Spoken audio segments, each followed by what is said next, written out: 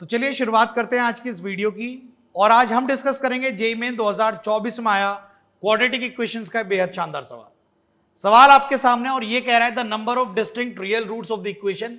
एक इक्वेशन आपको दी गई है और इसके number of distinct real roots आपसे मांगे गए हैं, और इक्वेशन है, इक्वेशन के अंदर मॉड्यूलस है, मॉड्यूलस की डेफिनेशन आपको पता होनी चाहिए। अगर मॉड्यूलस के अंदर की चीज, परिभाषा क्या कहती है, मॉड्यूलस के अंदर की चीज अगर 0 या 0 से बड़ी है तो एज इट इज बार खुलेगी। मॉड्यूलस के अंदर की चीज अगर 0 या 0 से बड़ी है तो एज इट इज बार खुलेगी, और अगर 0 से छोटी है तो माइनस लग के खुलेगी। और यहां पर अंदर की चीज जो है, एक बार x है, एक बार x+2 और एक बार x+1 है। तो ये चीज आपको पहले चेक करनी है, 0 कहां होगी, उन्हें कहते हैं हम क्रिटिकल। तो जो क्रिटिकल पॉइंट्स हैं भाई, इसके अंदर की चीज 0 कब होगी, 0 पे, इसकी -2 पर और इसकी -1 पर।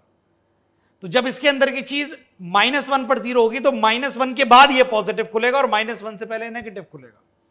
गौर से सुनिएगा, इसके ये अंदर की जो चीज x+2, ये 0 कब होगी, -2 पर। तो -2 के राइट में ये पॉजिटिव खुलेगा और -2 के लेफ्ट में नेगेटिव खुलेगा। तो जितने भी क्रिटिकल पॉइंट्स आएंगे ना, नंबर लाइन पे उठा के रख दीजिएगा। तो हमारे पास 3 क्रिटिकल पॉइंट्स आ रहे हैं, -2, -1 और 0।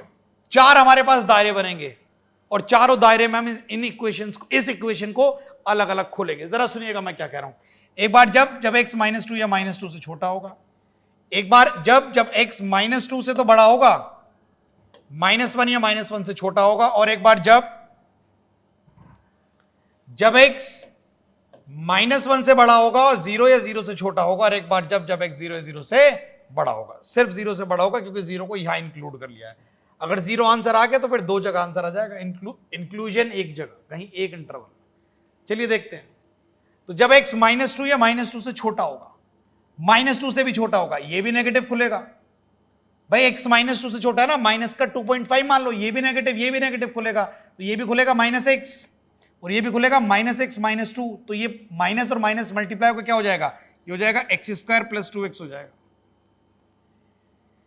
ये भी नेगेटिव खुलेगा क्योंकि x तो -2.5 है ना, तो -2.5 + 1, तो माइनस का 1.5 हो गया ना, तो मॉड्यूलस के अंदर की चीज तो नेगेटिव है ना, तो ये भी नेगेटिव खुलेगा। तो ये भी नेगेटिव और ये वाला नेगेटिव, तो प्लस हो जाएगा 5 टाइम्स x + 1, -1 = 0। अच्छा, यहां पर जब x -2 और -1 के बीच में होगा, जब x -2 और -1 के बीच में होगा, इसका अंदाजा लगाने के लिए आप -1.5 मान लो, तो ये तो पॉजिटिव खुलेगा, ये वाला नेगेटिव खुलेगा, ये नेगेटिव खुलेगा, ये पॉजिटिव है तो एज इट इज खुलेगा।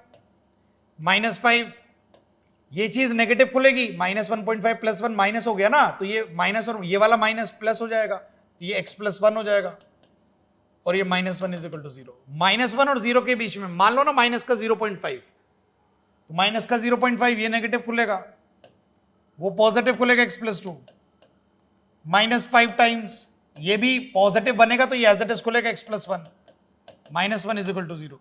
और जब x 0 से बड़ा होगा तो सारे के सारे पॉजिटिव खुल जाएंगे, तो ये खुल जाएगा x × x+2 -5 टाइम्स x+1 -1 = 0। देखते रहिएगा भाई। तो ये बनेगा x² + 7x + 4 = 0। तो इसे सॉल्व करेंगे तो यहां से x आ जाएगा -7 + -√b² 49 -4 × 4 माइनस का 16/2 है, यानी कि 2 यहां से आ जाएगा x, -7 प्लस माइनस रूट के अंदर आ जाएगा 33/2, ये लगभग 5 हो जाएगा, 5, 5.5, 6, 6, 5 के बीच में 5.5 आप इसे मान लीजिएगा। तो ये हो जाएगा -7 -5.5 यानी -12.5/2, -12/2 -6.25, समझ रहे हैं ना। तो x से ये -2 से छोटा, तो -6 आ रहा है एक तो आंसर, ठीक है। तो एक आंसर तो हमें मिला, क्या हमें दूसरा भी आंसर मिलेगा? इसका आंसर क्या मिलेगा वो नहीं चाहिए, number of distinct real root चाहिए। तो -2 से छोटा दायरा है, तो -2 से छोटा एक आंसर तो मिला ना, ठीक।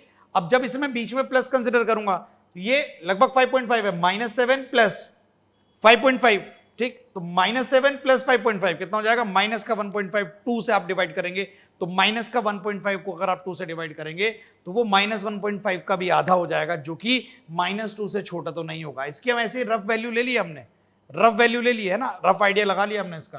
तो जो आंसर आएगा वो -1.5 का भी आधा हो जाएगा अगर बीच में हम पॉजिटिव कंसिडर करेंगे तो वो -2 से छोटा नहीं होगा। तो इस वाले केस में सिर्फ एक ही आंसर आएगा।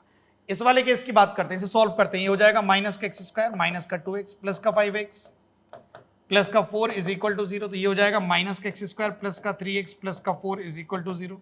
ये हो जाएगा x square minus 3x minus का 4 इज इक्वल टू 0। यहां से ये आपका बन जाएगा माइनस का 4 और प्लस का 1। तो माइनस का 4 और प्लस का 1 हो जाएगा, तो यहां से x की दो वैल्यूज आ जाएंगी 4 और -1। तो आपको इस दायरे में देखना आंसर जो आ रहा है, इस दायरे में क्या है। तुम -2 और -1 के बीच में -1 को इंक्लूड कर सकते हो, तो 4 तो आंसर नहीं हो सकता ना -2 और -1 के बीच में। -1 आंसर है और -1 इंक्लूडेड है, तो एक रियल आंसर आपको इस वाले केस में मिल रहा है। चलिए, दो आंसर मिल गए, इसे सॉल्व करते हैं। ये लिखा हुआ है माइनस का एक्स स्क्वायर माइनस का 2x माइनस का 5x माइनस का 5 माइनस का 1 इज इक्वल टू 0। तो ये हो जाएगा माइनस का एक्स स्क्वायर माइनस का 7x माइनस का 6 is equal to 0। X square plus 7x plus 6 is equal to 0। तो ये आपका हो जाएगा x is equal to -1, x is equal to 1 और 6। -1 भाई x square plus 7x plus 6 is equal to 0 आ रहा है, तो ये टूट जाएगा भाई x प्लस 1 और x प्लस 6, इस तरीके से लिखा जाएगा। तो x की दो वैल्यूज आ रही हैं -1 और -6। तो दो वैल्यूज आ रही है -1 और -6। -1 इस वाले केस में इंक्लूडेड नहीं है, -1 पहले इंक्लूड हो चुका है, तो ना -1 आंसर होगा ना -6 होगा, क्योंकि -6 भी -1 और 0 के बीच में नहीं है। तो इस वाले केस में हमारे पास कोई आंसर नहीं मिल रहा है, नो सॉल्यूशन। x जब 0 से बड़ा होगा, इसे सॉल्व करते हैं, तो ये हो जाएगा x square plus 2x minus 5x minus 5 minus 1 is equal to 0। तो ये हो जाएगा x square minus 3x minus 6 is equal to 0। तो ये आपका हो जाएगा x इज इक्वल टू माइनस बी, डिस्क्रिमिनेंट फॉर्मूला लगाते हैं, ये हो जाएगा x is equal to 3 plus minus under root b square हो जाएगा 9 माइनस 4 इंटू ए इंटू सी हो जाएगा माइनस का 6 बाई 2a, 2 हो जाएगा तो x आ जाएगा 3 प्लस माइनस रूट के अंदर आ रहा है 6 24 और 9 33/2। तो इसे लगभग भाई आप 5 25 6 36 5.5 5.6 5.5 मान लो, उससे अच्छा आइडिया लग जाएगा।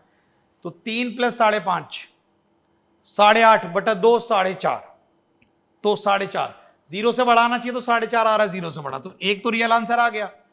अच्छा, माइनस का मानेंगे तो 3 माइनस 5.5, तो माइनस का जो है वो 2.5 आ जाएगा, तो फिर वो आंसर 0 से बड़ा तो नहीं होगा। तो आपको यहां पर इस वाले केस में एक आंसर मिला है, इसमें हमें कोई आंसर नहीं मिला है, एक इसमें मिला और एक इसमें मिला है।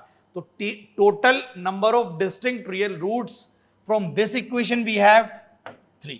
तो मैं उम्मीद करता हूं ये बात आपको समझ में आई होगी। जब भी ऐसा क्वेश्चन आएगा, आप क्रिटिकल पॉइंट्स देखेंगे और इक्वेशन को जो है वो पूरा एक्सपैंड करेंगे, और करने के बाद अपने आंसर्स आपको पता लग जाएंगे। तो उम्मीद करता हूं ये क्वेश्चन आपको समझ आया।